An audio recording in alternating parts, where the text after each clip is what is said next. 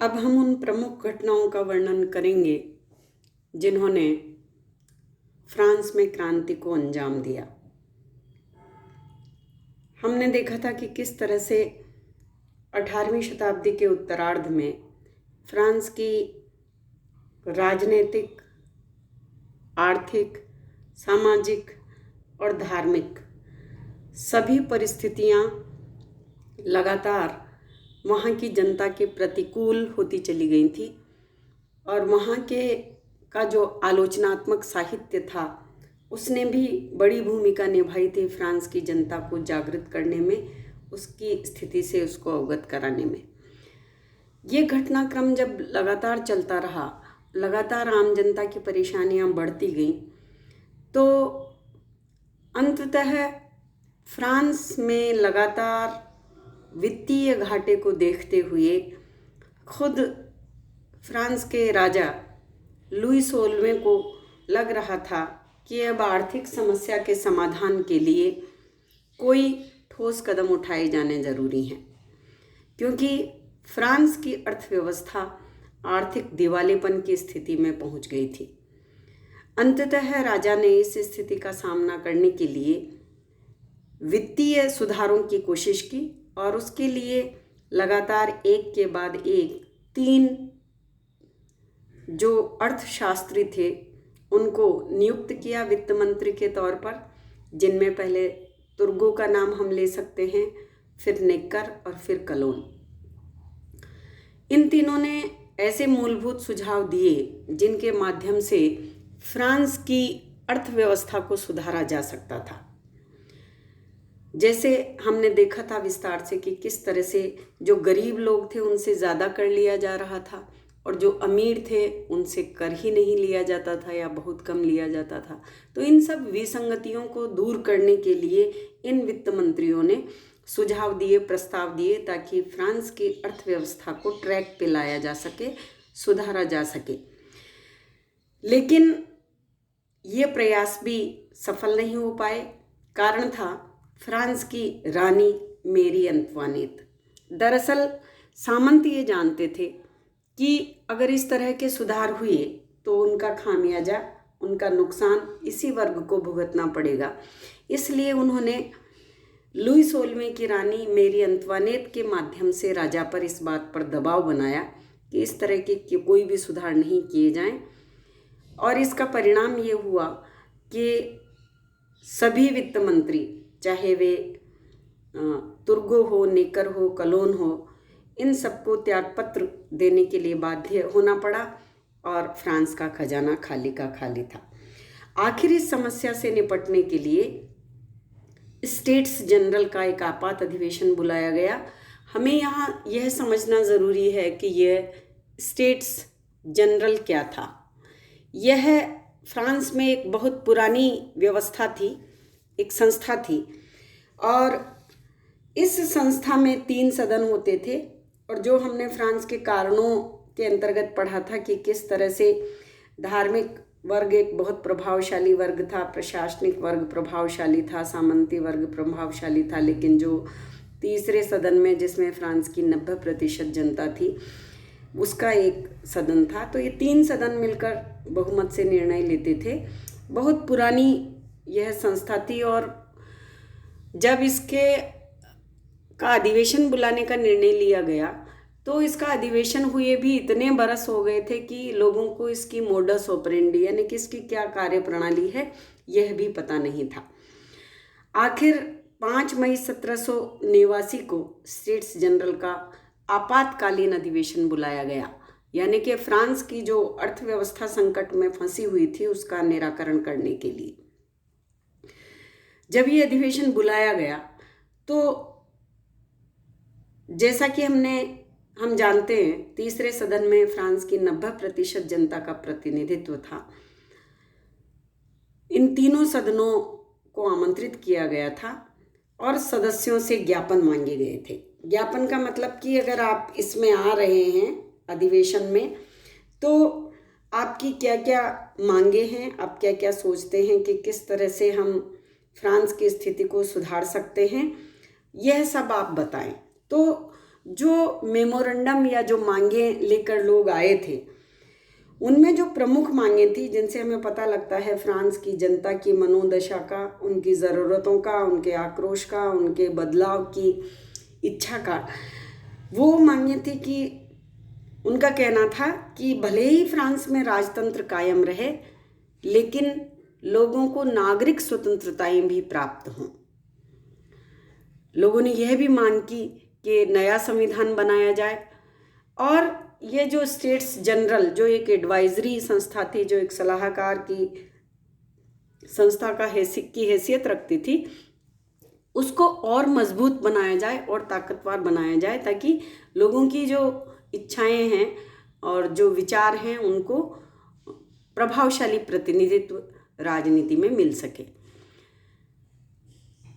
ये जो 3 सदन थे, धर्माधिकारी वर्ग का एक सदन हो गया, एक सदन सामंती वर्ग का हो गया, और तीसरा सदन जिसमें फ्रांस की आम जनता के लोग प्रतिनिधि शामिल थे, उसको तीसरा सदन कहते थे। इन तीनों सदनों का जब अधिवेशन बुलाया गया तो लुई 16वें ने जो उद्घाटन भाषण दिया 5 मई 1789 को, उसमें कहीं भी नवीन संविधान का जिक्र नहीं था, जबकि लोगों ने इसकी मांग की थी।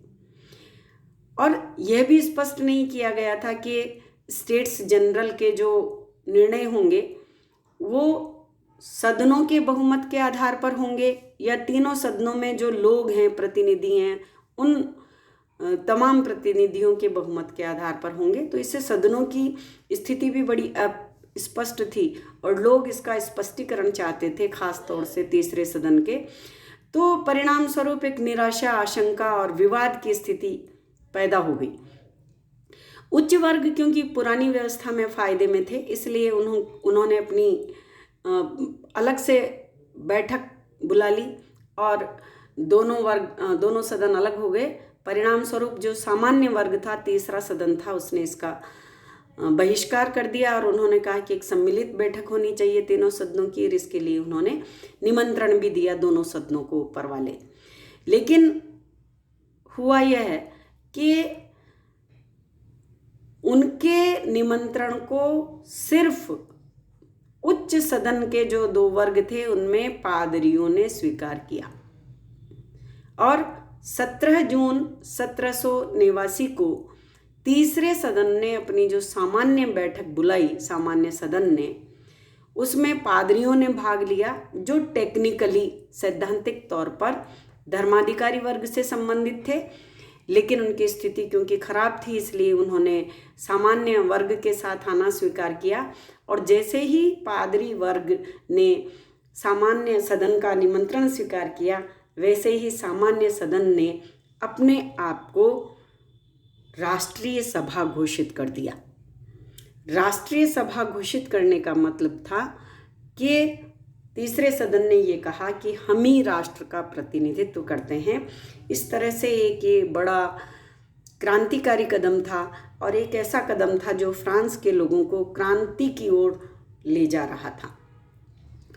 ये हम पहली महत्वपूर्ण घटना इसको कह सकते हैं, क्योंकि इसके माध्यम से तीसरे सदन ने अपने आप को अलग कर लिया था। और इसके बाद जो दूसरी महत्वपूर्ण घटना है जो फ्रांस की क्रांति को एक गति देती है, मोमेंटम देती है, वह है 20 जून 1789 की टेनिस कोर्ट की शपथ। दरअसल जब राजा ने ये कहा कि तीसरे सदन ने जो निर्णय लिया है वो गलत है, और तीसरे सदन ने जो अपनी सभा बुलाई थी उसको भंग करने के लिए, उसको असफल करने के लिए लुई 16वें ने, जो उच्च वर्ग थे, कुलीन वर्ग के लोग थे, उनके प्रभाव में आकर जहां तीसरे सदन की बैठक होनी थी उस सभा भवन पर ही ताला लगा दिया। इसलिए वहां ताला लगने के बाद तीसरे सदन के लोगों ने सभा भवन के पास में ही जो टेनिस कोर्ट की बिल्डिंग थी उसमें अधिवेशन करने का निर्णय लिया। इसलिए इस सभा को फ्रांस की क्रांति में ही नहीं, दुनिया के इतिहास में टेनिस कोर्ट की शपथ के नाम से जाना जाता है। इस सभा में मिराबो और आबे साइस दो प्रमुख नेता उभर कर सामने आए और इन दोनों के नेतृत्व में तीसरे सदन ने यह शपथ ली कि वह उसके प्रतिनिधि अपनी बैठकें जारी रखेंगे और संविधान बनाकर ही छोड़ेंगे।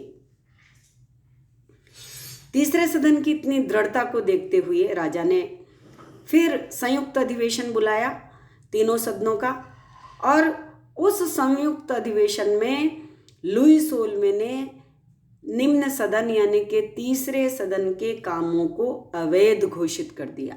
यानी कि तीसरा सदन अपने आप को जो कह रहा है कि वह राष्ट्रीय सभा है, वह अपना काम जारी रखेगा, वो संविधान बनाकर रहेगा, तो उसकी ये तमाम जो गतिविधियां थी, बैठकें थी, उन सबको लुई सोलवे ने अवैध घोषित कर दिया और सभा स्थगित हो गई।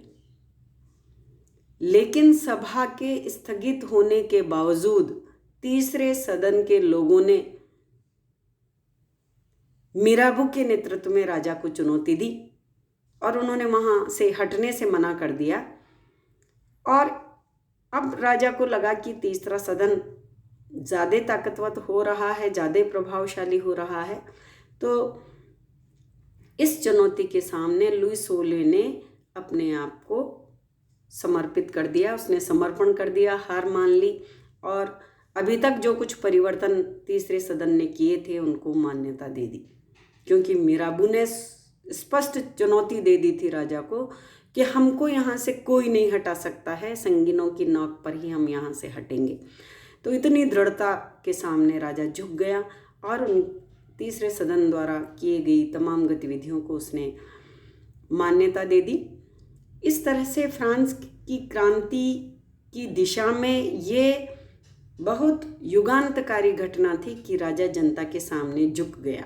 झुक तो गया, उसने बदलावों को मान लिया, लेकिन सत्ता पाने के लिए राजा फिर सक्रिय हुआ और उसने पेरिस और वर्साय जहाँ राजा का राजमहल था, हमने देखा था कि हजारों सेवक उसकी सेवा में वहाँ रहते थे, और पेरिस में उसने अपनी सेना तैनात कर दी।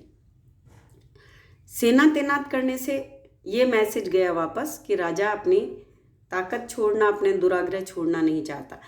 अच्छा, एक बात और स्पष्ट कर दें कि फ्रांस की क्रांति जब आप पढ़ेंगे तो आप बार बार देखेंगे कि राजा कभी बदलावों को स्वीकार करता है, स्वीकार करने के बाद फिर प्रतिगामी कदम उठाता है, फिर प्रतिगामी कदम उठाने के बाद फिर जब जनता का प्रभाव ज़्यादा होता है तो वह फिर उन बदलावों को स्वीकार कर लेता है।